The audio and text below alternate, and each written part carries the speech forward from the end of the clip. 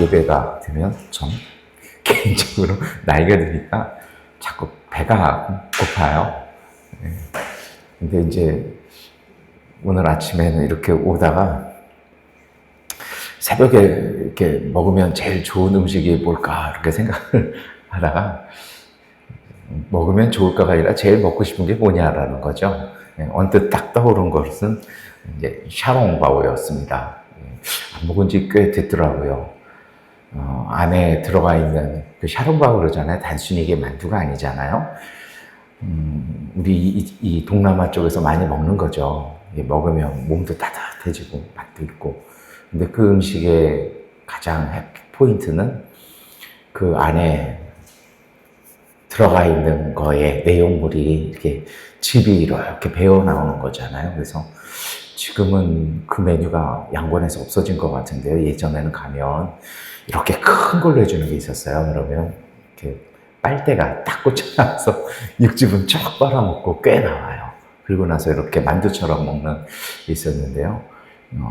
그게 오늘 새벽에 생각이 났어요. 왜 그러냐면 오늘 본문하고도 좀 비슷한 것 같아요. 예전에 그 맛있는 거 그렇게 막 먹을 때 여러 개 시키잖아요. 돼지고기도 있고 뭐 새우도 있고 뭐 여러 개 있잖아요. 갖고 오는데 저희 입장에서는 이게 뭐냐고 물으면 이제 직원들이 이거 뭐 새우입니다 뭐다 이렇게 얘기를 해주잖아요. 근데 어떻게 하나? 전 그거 되게 궁금했어요. 했더니 위에 보니까 꼭지점 있는데 색깔이 다르다고. 그런 줄 알았더니 어떤 데 가보니까 색이 없어요. 근데 직원이 정확하게 얘기를 하는 거예요. 그래서 물어봤어요. 왜 없는데 뭘 보고 이거를 아느냐 그랬더니 향이 다르다고요. 그렇게 자기가 들고 오면서 맡아지는 향이 다르다고. 품은 거에 따라 향은 달라집니다. 이것이 오늘 우리가 읽은 아모스서의 내용과 좀 연관성이 있을 것 같습니다. 오늘 우리가 읽은 본문은요, 한국어에서는 별로 못 느껴집니다만 히브리어 성서를 읽으면 비슷한 게 많아요. 일단 나오는 사람 이름이 아마샤, 아모스 비슷하죠. 베델, 그 다음에 하나님의 집, 이런 것도 있고요. 나중에는 관심 있게 읽는 분들은 딱 찾는 게 아마샤가 아모스에게 뭐라고 얘기합니까? 도망가라. 가라라고 얘기해요. 히브리에서 레크라고 그러거든요. 근데 아모스가 뭐라 그러냐면 도망가라라고 얘기하니까요. 아모스가 하나님이 나한테 가라고 했다. 그래서 레크를 다시 레크로 받아요. 그런데 중요한 건 본문이 이렇게 좀 비슷해요. 그런데 내용물이 달라요. 이게 오늘 우리가 좀 묵상해 볼 포인트이기도 합니다. 아마샤는요, 아모스는 베델의 성소라고 생각을 하는데 아마샤는 그 베델이라는 말이 하나님의 집이라는 뜻입니다. 그런데 그걸 더 이상 베델, 하나님의 집 부르지 않습니다. 왕의 성소요, 나라의 궁전이다 이 얘기를 합니다. 그러니까 아마샤에게는요, 하나님 없어요. 근데 이 사람 제사장이에요. 옷도 화려하게 입었을 것입니다. 그런데 그는요, 그의 눈에 보이는 건 하나님이 없고 왕의 권력만 보이는 것입니다. 이 사람 공무원이라는 것이죠. 이것이 사실은 북이스라엘의 깊은 영적인 병입니다. 하나님을 부인하는 것이 아니라 하나님 것보다 다른 것이 중심에 들어가 있다는 것입니다. 오늘 우리 시대도 그렇죠.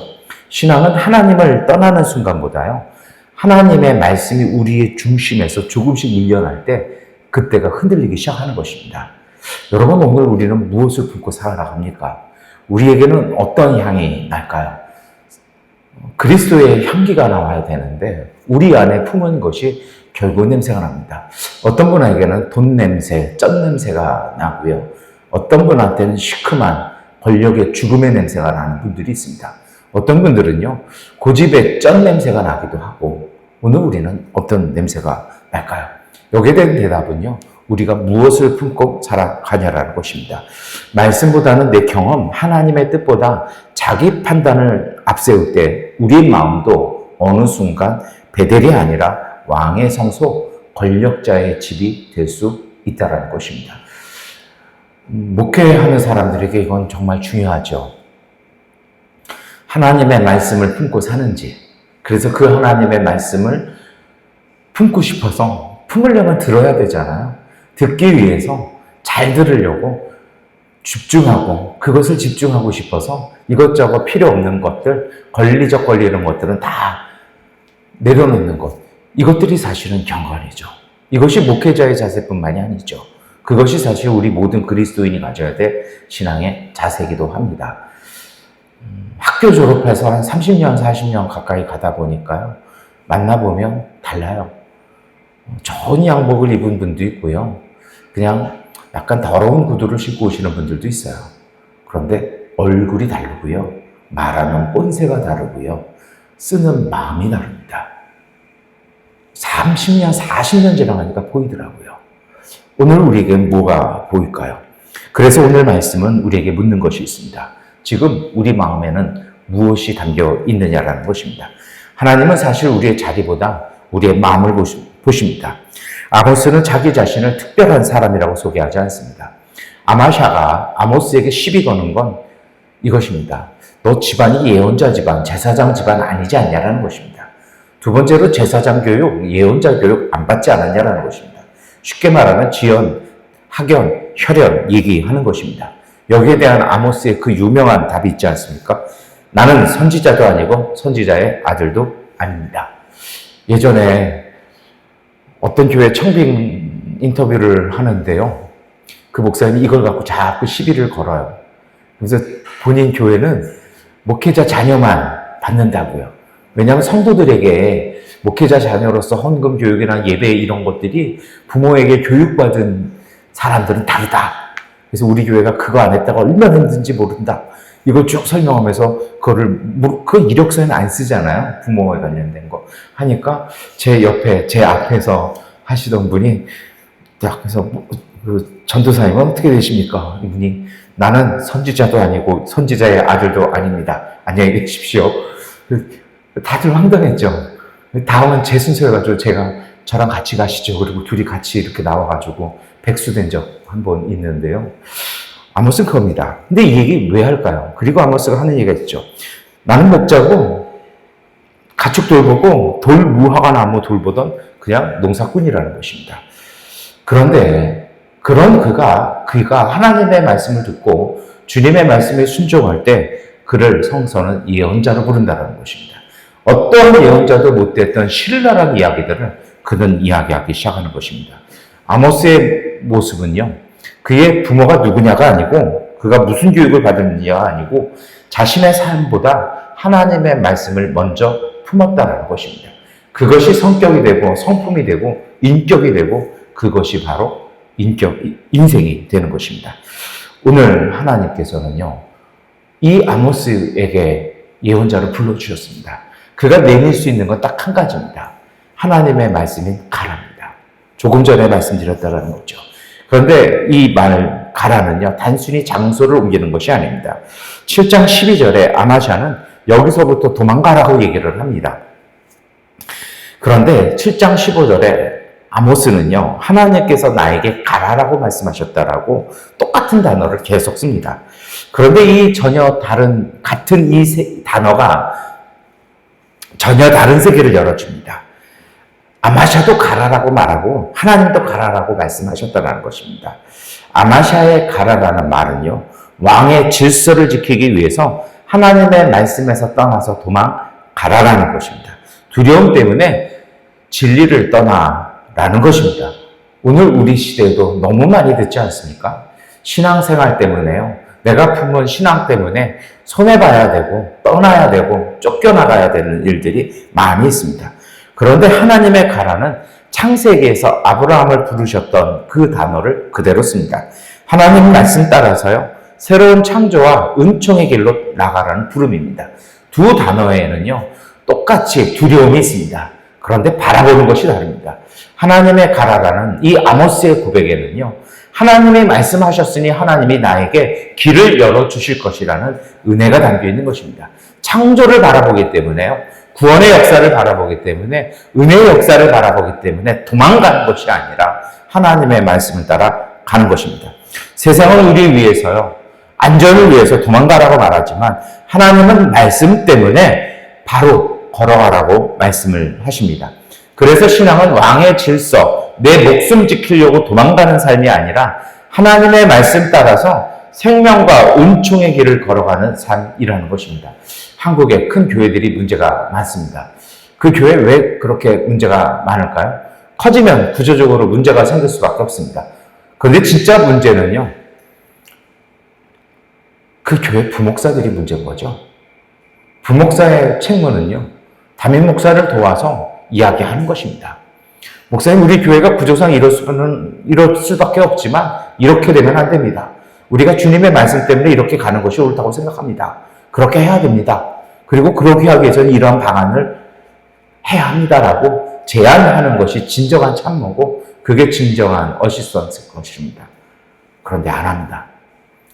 이미 그렇게 말한 사람들은 다 잘리거나 사직하고 나가서 지하실에 가서 개척합니다. 남아있는 분들은요, 그게 좋죠. 좋은 차 주는 게 좋고 좋은 양복 입는 게 좋고 꼬박꼬박 사람이 월급 나오는 게 좋고 더 이상 목회자인지 셀러리맨인지 헷갈리죠. 그 교회 잘 끝내고 그 교회에서 지원받아서 폼새 있게 개척하면 인생 역전이죠. 진정한 문제는 저는 거기에 있다고 생각을 합니다.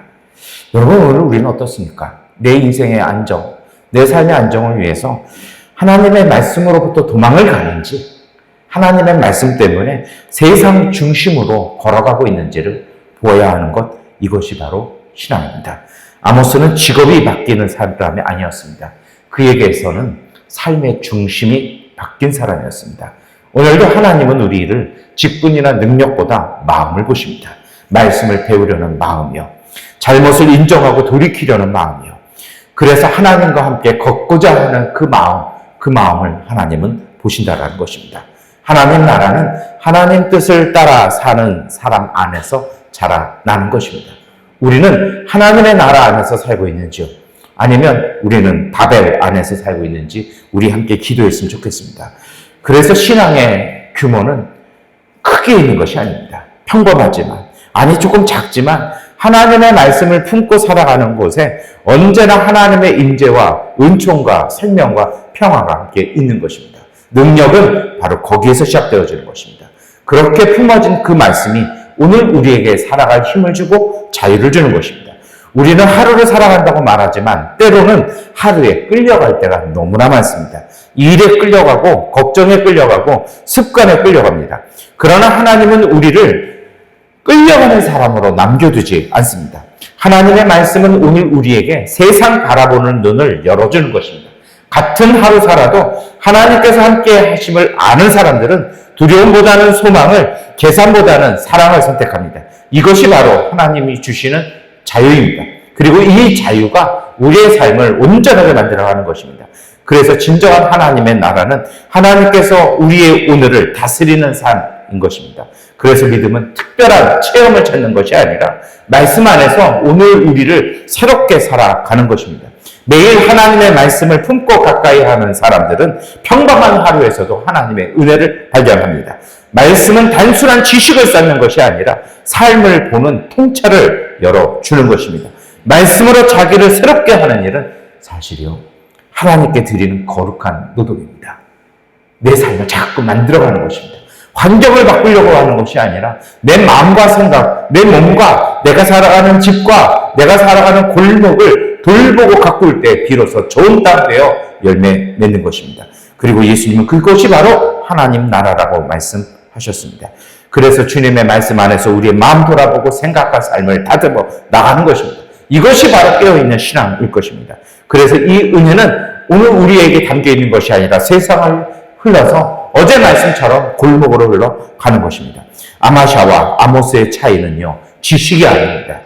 진정한 차이는요, 누구의 말을 들으며 살아가느냐라는 것입니다.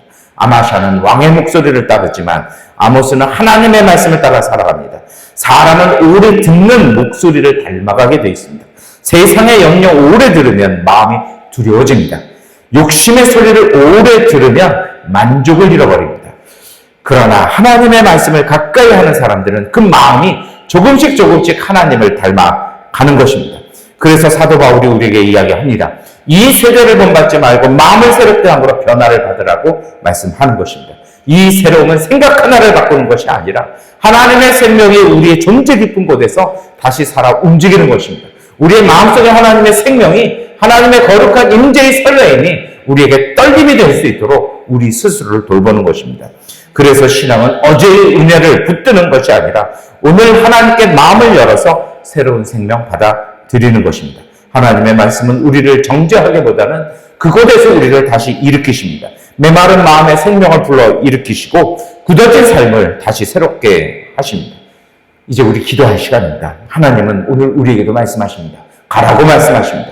새로운 하루로 가라고 말씀하십니다. 새로운 마음, 새로운 소망, 새로운 순종으로 가라고 말씀을 하십니다. 이 부르심에 순종하고 응답하는 사람은 특별한 사람 아닐 것입니다. 말씀 앞에 자기를 낮추고 말씀으로 세상을 바라보고 그 주님의 뜻을 선택하는 사람들일 것입니다. 그것을 통해서 우리 안에 하나님의 은총의 열매를 맺어 갈 것입니다. 이러한 삶은 하나님께 드리는 거룩한 노동입니다. 쉬운 일은 아닙니다. 그러나 이 노동은 우리를 지치게 하는 짐이 아니라 하나님의 생명에 참여하는 은혜와 같습니다.